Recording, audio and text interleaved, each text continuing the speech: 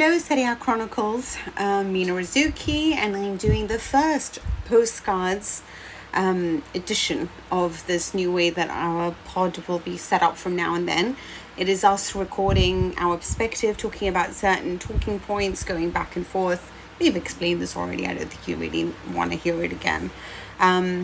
But it is Sunday evening. I've watched Juventus just win 3-0. I'm kind of happy.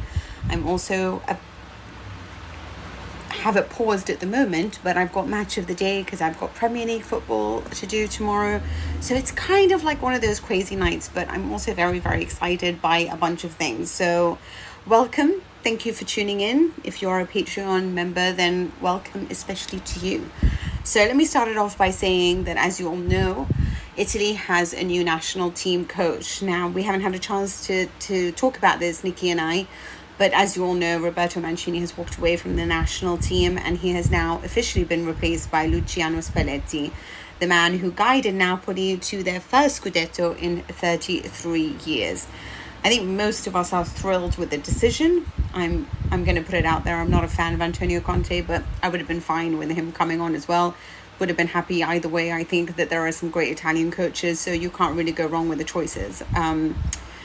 As long as Ventura isn't back there.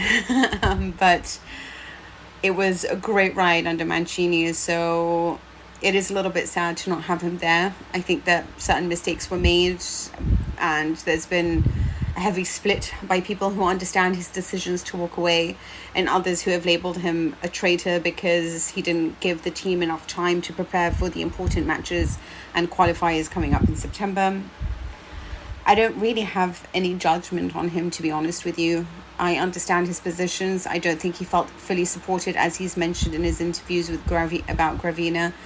The FA, let's be honest with you, the Italian FA is not the very best, and it's a lot of men trying to cling to power and trying to make sure that they are heard, and really the power should be with the football people, with Mancini, not in breaking away the group of men that he has relied on and who he's collaborated with on this special journey as the coach of the national team, and having a say on his unit, on his staff, just makes no sense to me. So I'm not really surprised that he's just done with it. If he goes to Saudi Arabia, I'd like you to turn down 40 million and then tell me, if you will turn it down. I know there's romance in obviously not doing that, and it would be disappointing if he goes. Of course, it's always disappointing when people bow down to money. Having said all of that, I genuinely do believe that if he was offered more support, we wouldn't be here talking about any of this. Anyway, all we need to know now is Luciano Spalletti has the job. We are thrilled to obviously have him as the coach, especially with this Italian side that has a lot of young teams that did exceptionally well.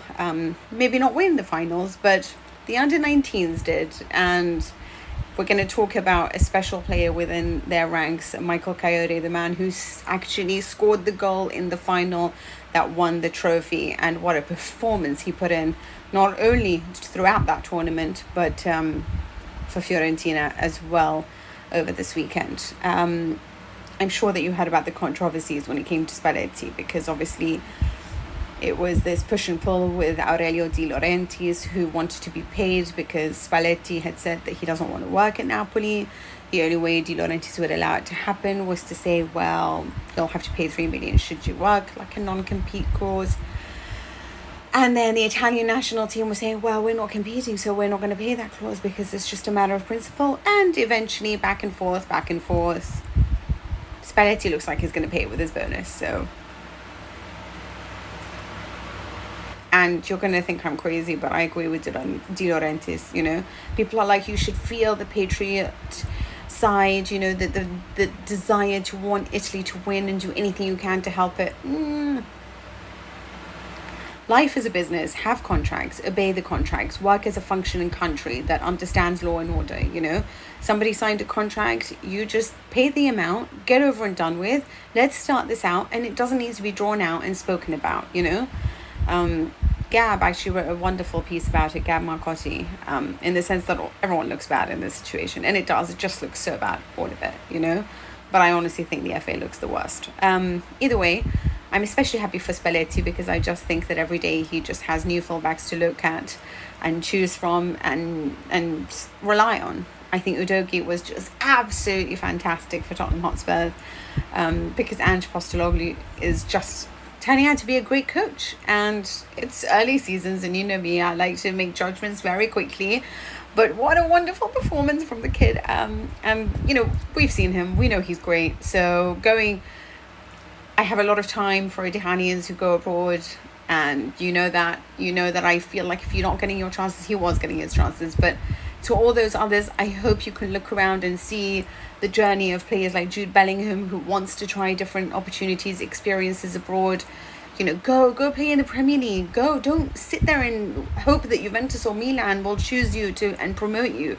If you're not getting your chances, there's a big world out there, you know. Go play for Lyon, go play for Portugal, whatever Portuguese side you might want to. So I'm glad that Udogie is playing for Spurs. I'm glad that he is really owning it right now in the Premier League. I'm thrilled for him. I'm thrilled for Michael Kayode, and I'm going to start with Fiorentina because I just thought that was such a special performance from them, and I don't know where to start because it took me back. Captain Biragi's goal, I was just like, it was fantastic. I don't know what to expect from Fiorentina because there's a part of me that's like, how high is their ceiling? How far can they go? Because let's be honest with you, this isn't a squad that can compete with your top four, right? It is not a squad that is as rich as others. Then you've got quite a competitive league there. You've got, your big hitters, your Inters, your Juves, your Milan and Napolis. But then you have like your Roma and Lazio's. Atalanta is always this freaky beast, that shows up and does brilliantly. And then it's like, where do Fiorentina lie in all of this? It is Genoa. And it's worth mentioning, it's not a top Genoa, right? It's a newly promoted side. It is a side that is without Strootman, that is De Winter on the bench, that has Malinovsky just arrived. Macias is not there, so it's not a top strength Genoa side. It is one that is still trying to familiarize itself with Serie A, but Fiorentina was just fantastic. Whether it's the experience of Bonaventura and his amazing intelligence, whether it's Biraghi having, managing those types of finishes, those types of goals that just sets your heart racing, whether it's Mandragora, who's personally one of my favorite people to watch at Fiorentina, whether it's Artur, like what? So this guy, we've always known that this guy, I want to be like, this guy. We knew he had potential when he was at Juventus. Obviously, we knew he had potential when he was at Barcelona. And he showed glimpses of that under when he was at Juventus, under Pirlo.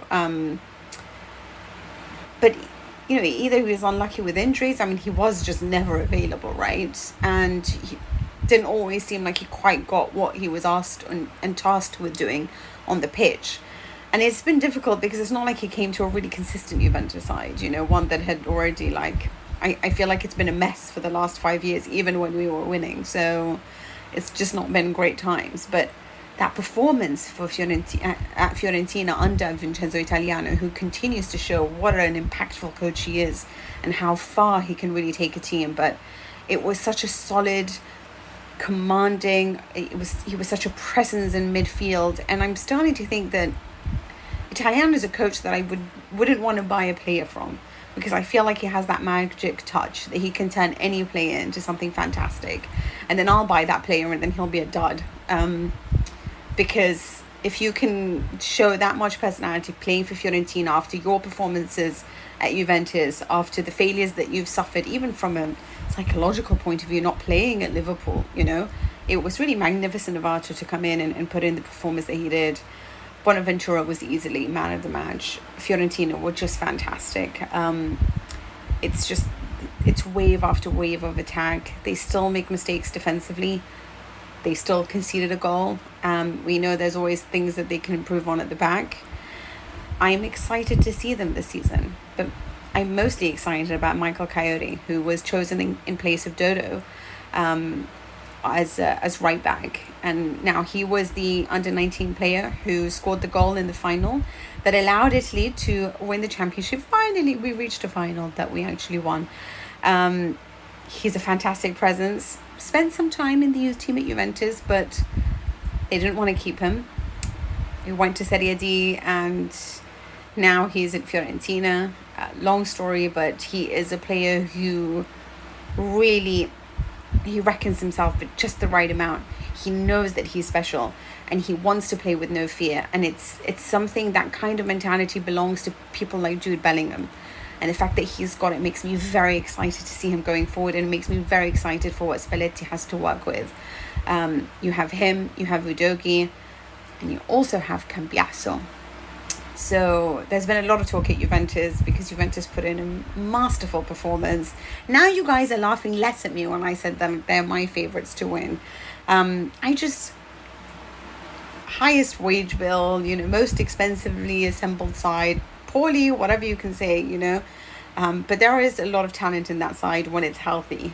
And playing once a week, you feel like maybe they can do it, maybe they won't. I mean, they're only targeting top 4, but the club seem very positive about their chances. Allegri seems very positive about his chances, even though he's downplaying it now. But that performance was wonderful. I'm not going to lie. I'm very happy by what Juventus managed against Udinese. I don't want to get carried away because it is Udinese. But that's a team that can either win by 1,000-0 or lose by the same scoreline. So you never know what to expect from them. But Juve away from home, that understanding between Vlahovic and Chiesa, that understanding between Cambiaso and Chiesa. 3-0 in the first half. Really splendid stuff, pressing, moving, insertions, attacking, great attitude, going forward all the time. This is something that I didn't know that I could see from Juventus anymore. I'd gotten used to so much mediocrity, right? I know Juve can win, I know they can grind out victory, but this seemed something like a throwback to Allegri's first stint, and it was very exciting to watch. I loved Vlahovic's performance in general. I thought that he was wonderful, and not because of the penalty he scored, actually, but because of the offside goal that I wish was counted, but Ealing Jr. was offside. But you could tell that there's fire in his belly. There's a desire to prove himself. He's moving a lot better at the moment. I think Chiesa is obviously fantastic. I worship at the altar that is Chiesa. Here's the thing, right? There's a lot of good players in this world, and they're here, but Chiesa can be there. But he's just somebody that doesn't really listen to instructions, and it's kind of a little bit frustrating to watch sometimes. So obviously Allegri thinks that he's a striker. He thinks he's a winger. There's been arguments about his role before. Serious arguments. He played as a striker against Chelsea in the Champions League, if you remember.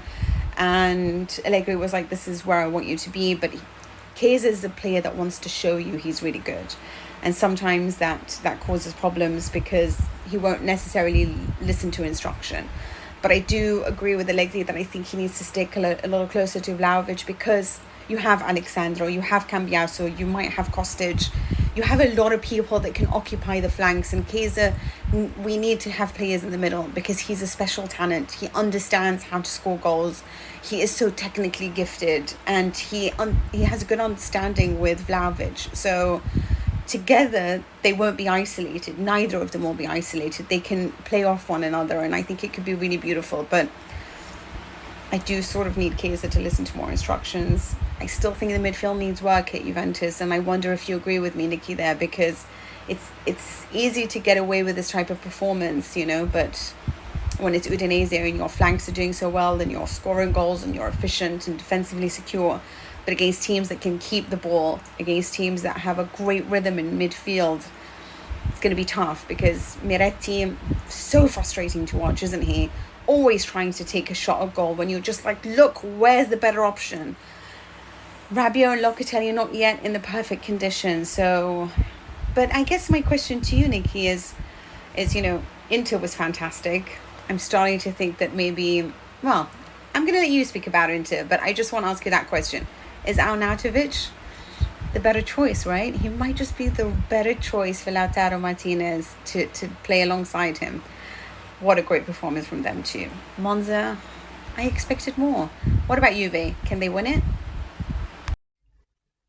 Oh my goodness, Mina. I'm so excited to talk to you about week one of the new Serie A season. Do you know, I didn't think I would be. Honestly, like after the Lionesses lost the final on Sunday morning, I was just a bit like, oh, going from a World Cup final to paying attention to club football again just feels like really underwhelming. And of course, like I was sad for Lionesses. I mean, obviously, like I've talked about it plenty before. I've talked about it on Serie A Chronicles. I've talked about it in things I've written. I always in my heart pull more for Italy than for England, but I am half English. My family is half English, and the Lionesses have just been so easy to get behind as a team for so much of the tournament. Of course, I was cheering for them. I was watching the game with friends.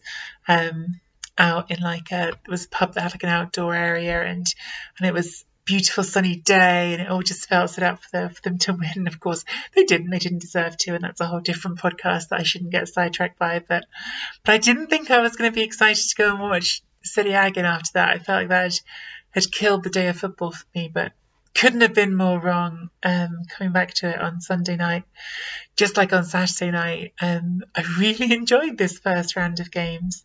I think before I talk about it, since you started on the Italy job, I'll just sort of speak to that quickly. I don't sort of want to get us too sidetracked because you've already talked about it, and I think there's broadly like quite a good consensus around Spalletti. He was such an obvious choice as, reigning league champion, currently out of work, even though technically he was under contract with Napoli, and someone who has earned it, I think, in terms of even before this league title with Napoli, just what he contributed to Italian football, of course, sort of the originator of that famous 4-6-0 formation at Roma, using Francesco Totti in an innovative way, someone who I think had really left his mark in Italian football even before coming and finally winning his league title. It feels like the right step and the right moment for him. I'm excited to have him as the Italy manager. I think, as you were hinting at with Antonio Conte, you know what, maybe I would have felt between the two more confident of Conte just to drag us through this qualifying group, which has not started great for the Euros. But overall, I see more enjoyment and upside with the Spalletti appointment. So Spalletti was the one I wanted. I'm nervous for him because the first two games are away to North Macedonia and then at home to Ukraine. And with having lost already at home to England, these are kind of must-win games, right? Like, these games are going to define the group. Those are two teams that Italy are going to be fighting for second place with. As dismal as that might sound, it's the reality. And the reality is that Italy did lose a World Cup qualifying playoff to North Macedonia. Now, it was a freakish game. It was a game where everything that, could possibly be awful was awful, and North Macedonia didn't really have a shot until they scored. So you'd hope we'll be fine, but I am nervous. I'm nervous for him coming in and having those games. I mean, they're like 2.5 weeks away, or a tiny more than that, but they're not far away at all. So it's straight into the fire for Spalletti. But I don't want to talk too much about that. I want to talk about Serie A because it was an exciting first weekend. You threw me the question right away about Marko Arnautović. Let's start there. Really sort of good win for Inter. Obviously, Monza were not European contenders really last season, but they were a solid team. They pushed some teams, they beat some teams. They definitely sort of put the cat amongst the pigeon on that first sort of season back, first season ever in Serie A. And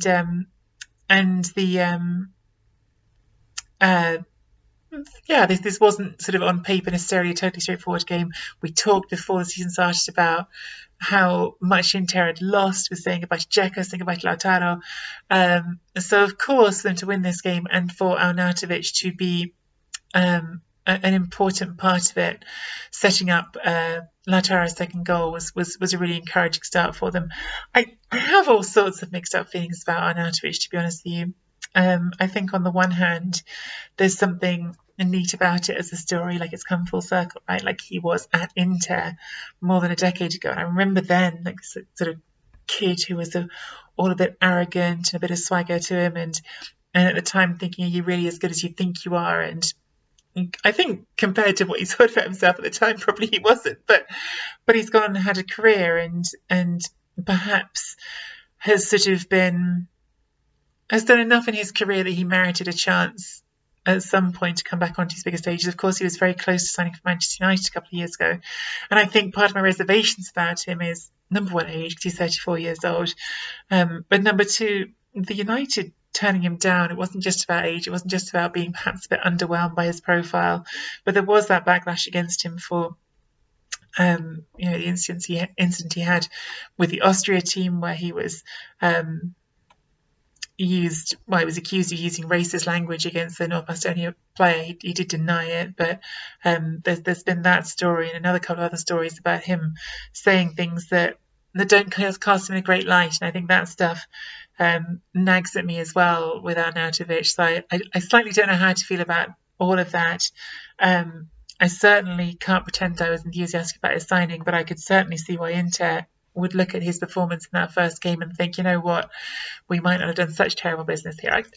Even then, I still want to come back to, yeah, but you did have Dzeko, right? Like, you did have someone who could do this job well, and you wouldn't have had to pay a 10 million transfer fee for, and who, look, it's not like with Arnautović you're buying a young player, you've still got one who's 34 years old, but still an encouraging debut. It's an encouraging start for Inter all around. I thought lots of good things in this game. I thought Thuram had a nice first Serie A game with them as well. Barella, obviously being Barella, had those moments that made you jump up and down. It was good. It was what you want to see from Inter. I don't know if I'm resisting everywhere, Mina. Like, I feel like this is a weekend of, like, part of me, like, wants to, like, give you, like, the most knee-jerk reactions. There's so much stuff that you could give knee-jerk reactions to this weekend, right? Obviously, like, Arnautović and Inter winning is one thing. You talked about Juventus, and you're asking, do I think Juventus is the real deal? And I find that question really hard to answer as well, because I mean, maybe Udinese is just really terrible. They didn't look great. Obviously, the big transfer with them that sort of has dragged on through this summer is the sort of idea of Smardzic going to Inter, and that hadn't happened, and so he doesn't start. Here comes off the bench. He was okay off the bench, but clearly that's disruptive to your preparation, right? You've got talking about an important player who thought he was leaving and then didn't leave, and like, how's that impact you? For sure, that's all part of what you've got to ask with this Udinese team. But definitely, I was struggling with trying to read that game, being like, okay, is this that Juventus are playing so well that Udinese are being made to look bad, or are Udinese actually maybe in some trouble this season? I mean, they weren't great last season, and I could see them being a team that gets dragged into a relegation fight. So time will tell, I think, is my feeling. But I was encouraged by, I'll say one thing really clearly, which is I was really encouraged by the way that Juventus went at the game. I think there's some sort of confirmation bias in how you think about things and how you remember things. But I really can't remember watching a Juventus team play with as much. I can remember, but I mean, like, not recently under Allegri. I can't remember them playing with as much zip and direction and directness and just speed and willingness to go at an opponent as they did in that first part of the game, the first half. It was really, really exciting. And yes, as you mentioned, Federico Chiesa moving inside. Allegri obviously talked about that at the end of the game, said this is his role. I think him playing out, basically said that I think him playing out wide is a wasted opportunity, like it's a waste of his talent, leaving him as a winger, because he should be scoring 14 to 16 goals a season. And that's a gauntlet thrown down, right? Like, it's a gauntlet thrown down to Chiesa. I'd love to see him take it up. We all remember what a player he was at the Euros. We all know he had that cruciate ligament injury the January afterwards, and we all want him to get somewhere for Italy and obviously Juventus too, for Juventus as well. But just people observe him and see him and see he's been this sort of exciting talent. You want to see people realise their talent, and yes, I'm definitely excited by that performance from him. I was excited by how he linked up with Vlahovic. It would be wonderful for Juventus if that turns out to be a connection that really works. And I'm a big vibes person. I really am sometimes. I think I probably talk about it too much, given, there's so much tactical stuff to analyse as well. But I think Allegri is a vibes person as well. Honestly, I think that was always kind of the joke with him. Like, he released his Mr. Allegri Tactics app, but then actually when you listen to him talk, he's all about, yeah, a manager shouldn't obsess in the details. I'm a sort of eureka moments person. I like to go with my whims and my instincts. And I just felt like watching Juventus, the vibes were good. Like, the vibes were good between Chiesa and Vlahovic. They seemed to be enjoying each other. The vibes were good in a sort of cute, ridiculous way. When Vlahovic stood, I'm sorry, but it was funny to me, but it was cute. Like, Vlahovic was stood in the dugout holding up Pogba's shirt because everyone wants the Pog back. I don't know, like, I think that stuff in a goofy way matters. I always talk about it with Pogba, like his best time at Juventus, and Dybala's best time at Juventus was when they were both there and they were both playing with their mates. Like, they love playing with each other.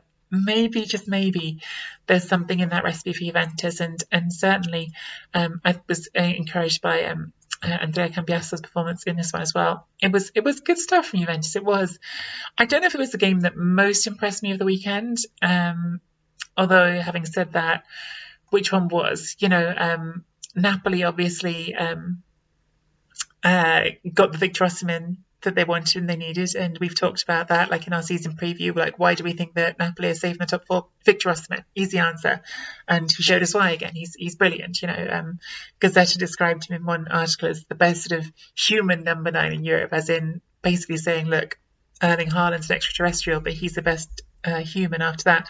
I'm not even sure there's as much between Haaland and Osimhen as I used to think anymore. I really think perhaps it was such a Haaland-esque goal that he scored to get things going here that it made me think. But it was a convincing win. But again, it's Frosinone, right? So what do we take from it? Because newly promoted team, even though they scored first, it's a tough ask. Then Inter, I've already talked about. Impressive, but they were only 1-0 up for a long time in this game. There was a danger in that Inter game for a while, I felt like, when they only had that 1-goal lead, that they'd fall back into the old Inter ways, and that could really come back to bite them. I do think this talk of them signing Pavard would be a real game changer for them. I think that's a really surprising signing, given how much they've struggled, and there seems to be very much on the table at the moment. If they get that across the line, it would be impressive stuff. But yeah, both solid starts, but my knee's not ready to jerk for either of them quite yet. Is my knee jerking for Andrea Belotti scoring goals at Roma? Is your knee jerking for Andrea Belotti scoring goals at Roma? Mina Belotti, of course, didn't score a single goal last season at Roma, but he didn't just score 2 goals against Salernitana. I'm talking too fast because I want to say too much in the limited time I've got. He didn't just score 2, he had the goal disallowed before he started. I actually loved that goal most of all. I thought that was pure, like, best Belotti. The taming it on the right foot, taking it on the left foot, that was what he was at his best. He was a very sort of no touches wasted, do what you have to do to get the ball into the net kind of striker. He's got that physicality. He's got that ruthlessness, or at least he did. And if he could bring that back, that could be really exciting for Roma. Obviously, the result wasn't great for them. 2 incredible Candreva goals.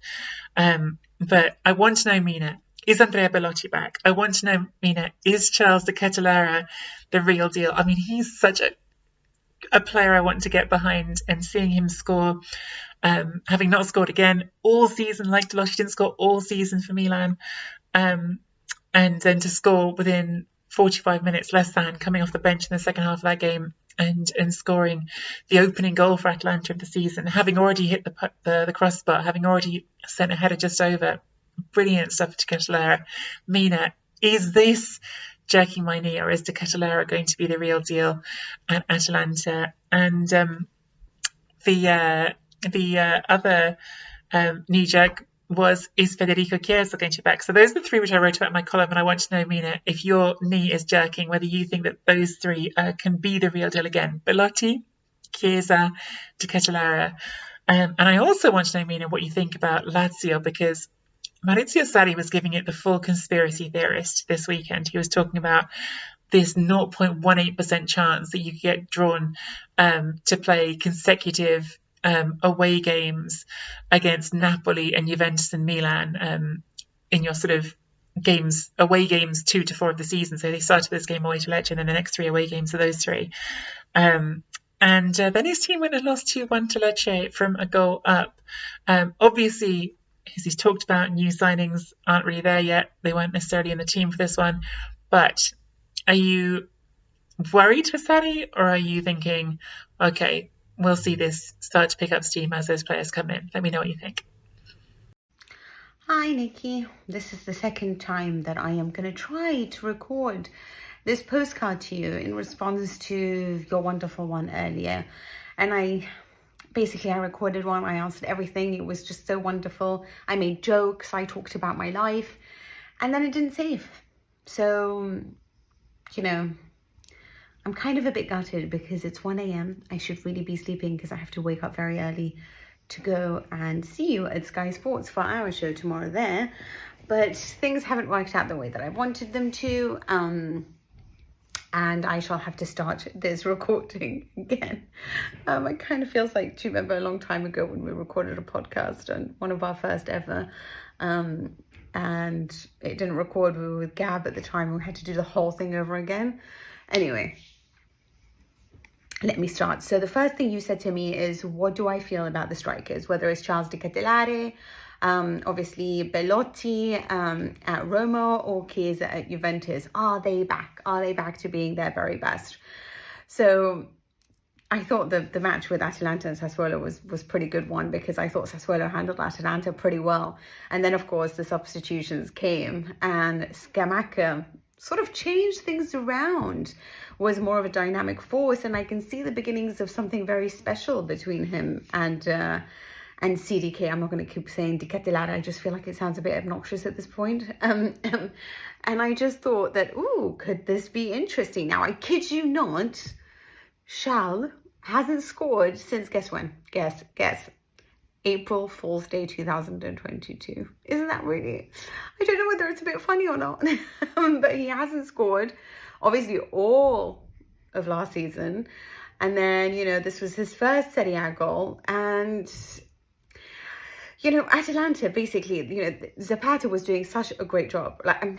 It's not such a great job because Sassuolo managed to really stop them from scoring.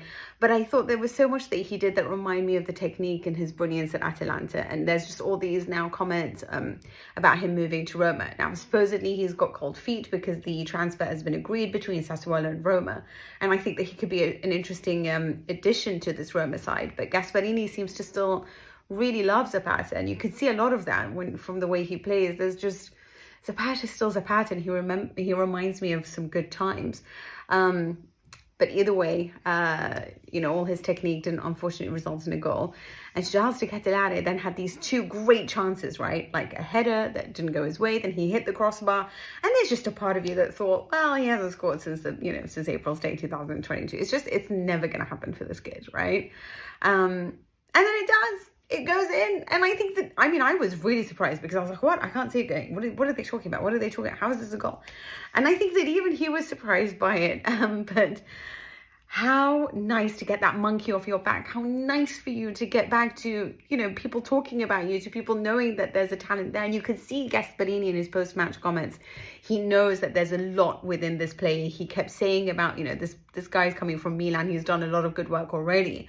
Asked him if he's the player that Atalanta's missing, and sort of alluded to the fact that he was that. So I'm really excited to see him going forward, because how much I've loved this player. I've always thought that he's really special, always really enjoyed watching him, albeit in the Champions League. I was a bit jealous when Milan got him at the time. I was like, oh, he's a player that I wouldn't have minded to have, myself. But unfortunately, it didn't work out for him, and I'm kind of thrilled that he's under Gasperini.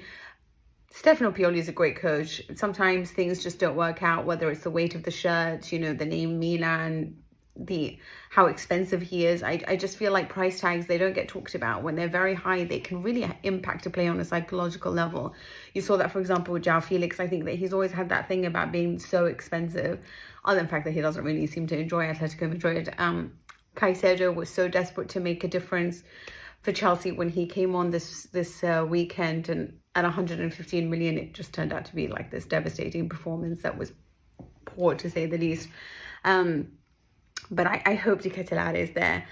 Meanwhile, for Chiesa, so much talent, you know. I mean, if he manages those quick accelerations like we know he can, when he scores the goals that we know he can, that relationship that seems to be really interesting between him and obviously Vlahovic. But really, I need Chiesa to be at the top of his game, and I want him to play as a striker more. Because firstly, it's something that's missing in the Italian national team. Still interested to see what happens with Scamacca and his journey with obviously with Atalanta, as well as Retegui and all the others. But firstly, it would be really great if Italy has a striker. Secondly, Juventus have a lot of players on that left-hand side, whether it's Alexandra, not a great option, whether it's Iling Jr., whether it's Kostic, whether it's Cambiaso. There's a lot there, a lot of players who can hug the sideline, who can hug the line as well. But with Chiesa, I need him to stay in the middle, and that's something that I really hope that Allegri insists on as well, because he has the talent to do it. And I think that he could make Vlahovic a lot better if he's closer to him too, because I don't want Vlahovic to feel isolated. I think it ruins his game. I think he's somebody who likes to play off somebody else, which is kind of why I was open to the idea of bringing Alvaro Morata back, because he likes to be the guy off the guy. But either way, Gazette asked the question of, you know, do we trust this Juventus side? I hope so, but I can understand why they wouldn't either. But the other question that I found more relevant is there really a need for Lukaku?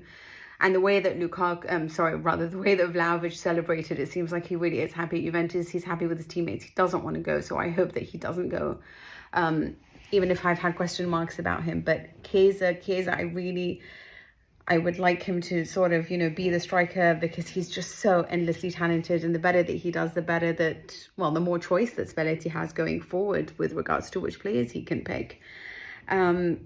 16 goals. Honestly, Chiesa's talent means that he could score so much more than that.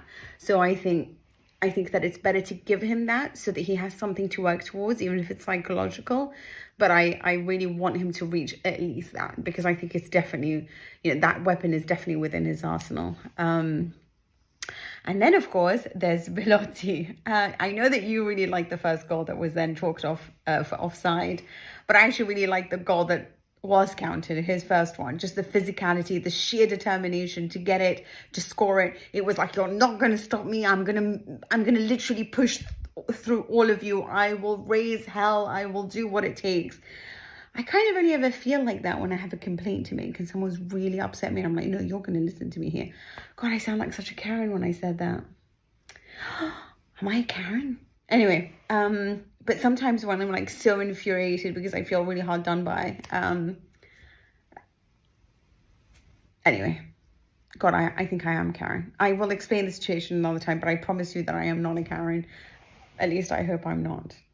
I've got to start having this conversation with people that know me better, and then I can figure out if I'm a Karen.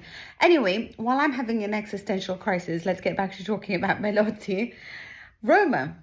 I didn't know what to make of their performance, to be honest with you, because I know that it's a draw, but there's a lot there that I thought was pretty cool, you know, and pretty good, really. I mean, if Belotti can get back to scoring, then I think that they don't really need to go for any other striker, because Tammy Abraham will come back. And I think Belotti might just be enough with Lorenzo Pellegrini and, of course, Dybala. But, you know, it's one game, so we don't know if the real Belotti's back, because we haven't seen him. Now, it wasn't since April Fool's Day, but since the 1st of May 2022, we haven't seen him score a goal. And that was with Torino. So really impressive for him to be getting back there. Just his style of play, rescuing them, getting a second goal, the physicality, the sheer desire to make a difference.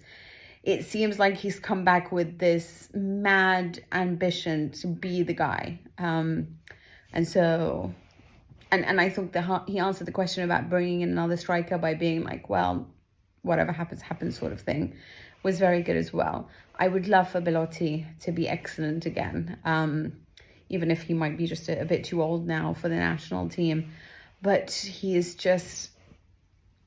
such a good guy. You want him to succeed. But otherwise, for Roma, I really liked Houssem Aouar. Nice player.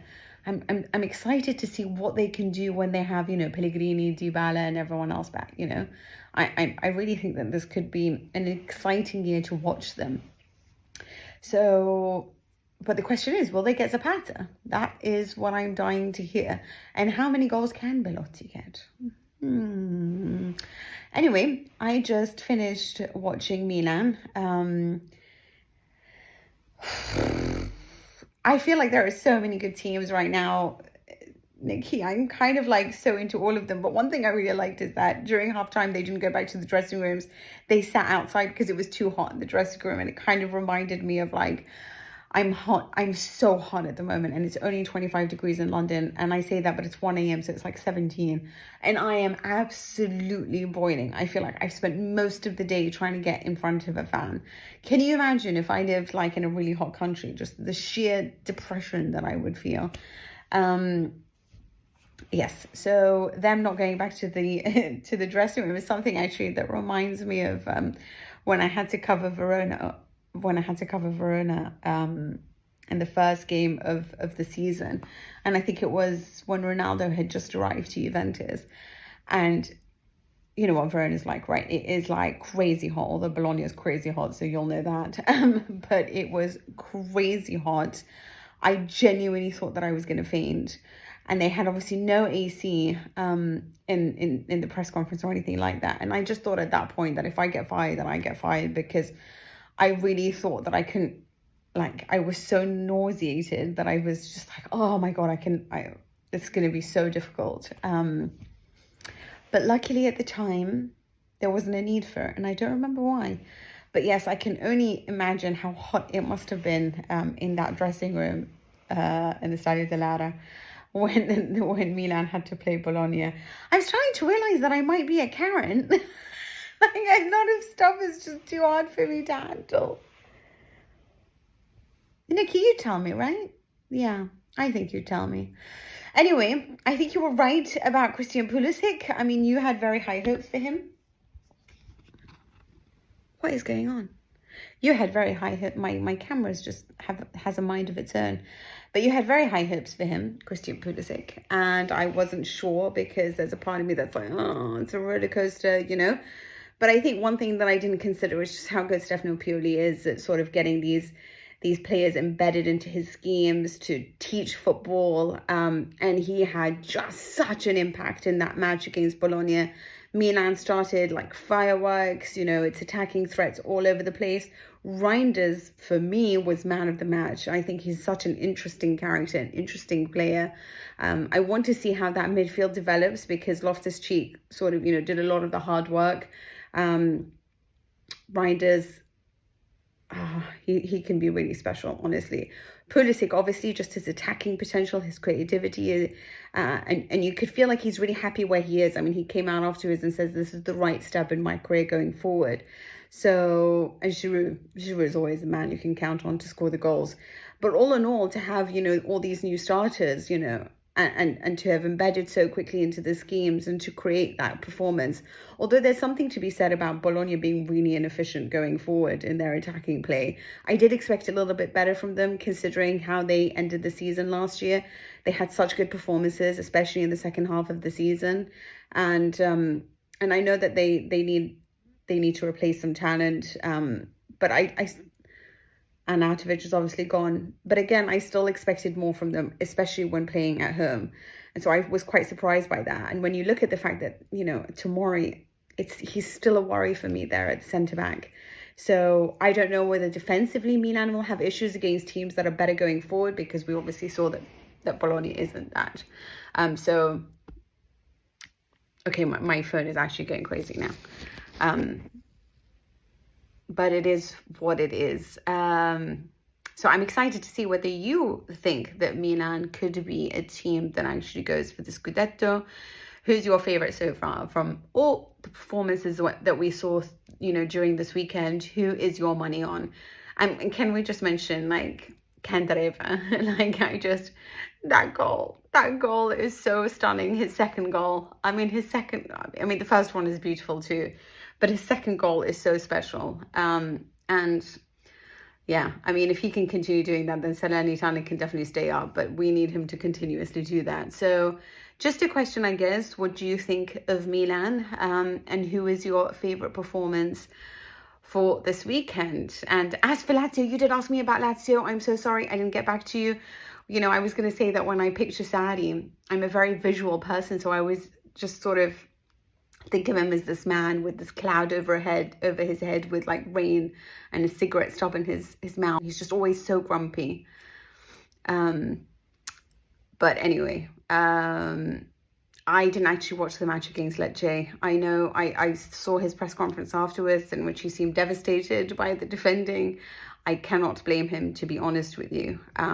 But one thing I will say is that I did expect Lazio to start with a bang, and I do feel sorry for him when it comes to all these away matches. He has a point, but when is there ever a time when good old Sarri is not complaining about something? So let him complain all he wants. At the end of the day, I care very little for it. I just care that he does something special in the Champions League, because you know how much I care about that. But I'll leave it with you. Let me know about your favourite performances and whether or not actually you think Lazio can make top four. Ciao. Oh, one thing. People were telling me they're going to be dark horses with all these players that they purchased, and then they start naming them. And I'm like, none of them are really that impressive, except maybe one or two names. So certainly not to the level that I would expect of like somebody who departed like Milinkovic-Savic. So anyway, I just feel like I've spoken too much now. So over to you. Hi again, Mina. So long since I've seen you. All of about 5 or 6 hours ago that we were together in London for our penultimate Sky Sports News transfer update. We'll be on again next Tuesday, and then that's us done for the summer. I have been told by producer Simon that I'm only allowed to have about 5 more minutes because he wants to be able to collate this all into our first podcast of the new season. So I can't talk for too long on this one. You were asking about Milan and how I thought about their performance on Monday night against Bologna. Obviously really impressive, really encouraging, I think, the way they started, the way that Christian Pulisic started. I'm sorry, I'm really trying to keep a straight face, but if you're wondering why I'm bouncing so much, it's because my dog is trying to retrieve something from the sofa right next to me. So I'm trying to be like professional and like talk to you seriously. But next to me, I have a dog who's trying to find his toy that's gone down the back of the sofa. Yeah, Milan were brilliant. Really encouraging start from Christian Pulisic, who, I was sort of vaguely optimistic about. I thought he was really, really sort of slotted straight in there and was impressive. I thought Loftus-Cheek had a solid but unspectacular debut. I thought that just overall you got the impression this Milan team finally has exactly what we've talked about, some different options. It's got some ability to be not reliant on Rafael Leao. And I think I just really enjoyed how Pulisic like celebrated that goal of his as well. There was a certain sort of cocky American boy swagger about it, which is like super cliche things I'm falling into. But I don't know. I think there's something about that attitude that will serve him well, that sort of willingness to back himself, that willingness to take that shot, that willingness to try to be the man again. I think that's what he knows he's got an opportunity to do at Milan this season after really sort of finding himself on the fringes at Chelsea. He's got a chance to put himself at the centre of things, and that willingness to back yourself and take the shot on and try to be that player and not second guess yourself. I think some of it does require a little bit of that arrogance if you're going to be in the goal scoring positions on the football pitch. So I liked the swagger. I think, with all of these teams, I'm just not. I think now that I've had a 2 days to digest the weekend's games and a day to digest the Milan result, I just don't want to get carried away with anything, I think there's so much that we still don't know. I think every season, the start of a season, you watch games and someone will really start off well and they won't be able to sustain it. So time will tell. As I said to you, sort of in our non-recorded time at Sky earlier, my worry from the opening weekend is actually that we're going to end up with an extreme sort of set of haves and have-nots in Serie A this season. I think we're definitely going to have a really interesting title race. I think there's going to be several teams that can contend and compete for that title. And I do put Milan in the category that can, definitely still after that opening weekend. But what I'm worried about is that there may be a real separation between the top 7-8 teams in Serie A and then a group who really can't hang with those teams. Teams you worry about on the opening weekend, obviously Genoa, who had such a rough start against Fiorentina. But I think there are others. I think Udinese really struggled against Juventus. I think Bologna in this game without Arnautović did look really overmatched. And yes, it was only 2-0 in the end, but Milan really took their foot off the pedal in the second half. And who can blame them, given what you were saying in your episode about in your postcard about the heat and the fact they didn't even go in at halftime for their halftime break in the locker rooms because it was that hot. So I think any of those games was the same thing with Juventus, where you saw a team take their foot off the pedal in the second half. Don't be surprised by that. It's August. Playing in August is pretty brutal in Italy, and a lot of these games are kicking off in 30 degrees or more temperatures, even when they're being played late in the evening. So yeah, really strong start. You were asking who my favourite performance of the weekend was. I think actually my favourite of the weekend was Pontus Almqvist at Lecce against Lazio. His goal was brilliant, and there were so many brilliant goals. I was about to say a real goal of the week contender, but I think there's probably about 10 of those this opening round. Obviously, Candreva had great goals. Pulisic's goal was great. But I'm going to forget them if I try and list all the great goals. There were a lot of great goals, even though there weren't that many goals in Serie A this weekend. So I definitely... but I really liked Almqvist. I thought he was so direct, so willing to carry the ball. I think he had 7 successful dribbles in that game against Lazio, as well as scoring that goal, as well as doing, even better than his goal was the side flip goal celebration, which was incredible. But yeah, I'm really sort of think he was, if I was going to pick out any one player this weekend, I know that sounds a bit hipster not to take someone from one of the big teams, but Almqvist was the guy who really blew my socks off this weekend, and I'm super curious to see if that was a one-off or if he's actually another really exciting new talent that we've got landing in Serie A. Definitely a really positive start for Roberto Mancini, having replaced Baroni on the bench at Lecce, and yeah, having just said about, I think there's potential to be like a haves and have-nots in Serie A this season. Could Lecce end up being something in between those? Could they be a team that could find their way into those middle spots and maybe force their way into the European conversation for the Conference League race? Who knows? Far too early to say. Trying to resist all those jerking knees. If you wanted a team performance that impressed me the most, I think actually for me it was Fiorentina, just because to do that when you aren't one of the teams that's assumed a title contender, to go away from home and clobber a team, even if it was a team just up from Serie B, to integrate new players like Nzola into the team right away, to do it without Sofian Amrabat, by the way, who we still don't know at time of recording whether or not he's going to be there at the start of this season.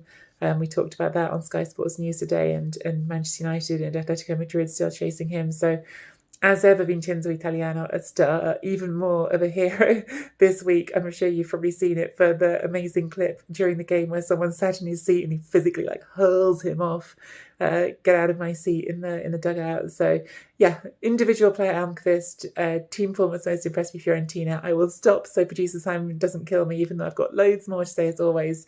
But I'll catch you, Mina, and I'll catch all of the Chronicles Patreon tifosi who are watching this, and all of our listeners on the podcast again very, very soon, I'm sure.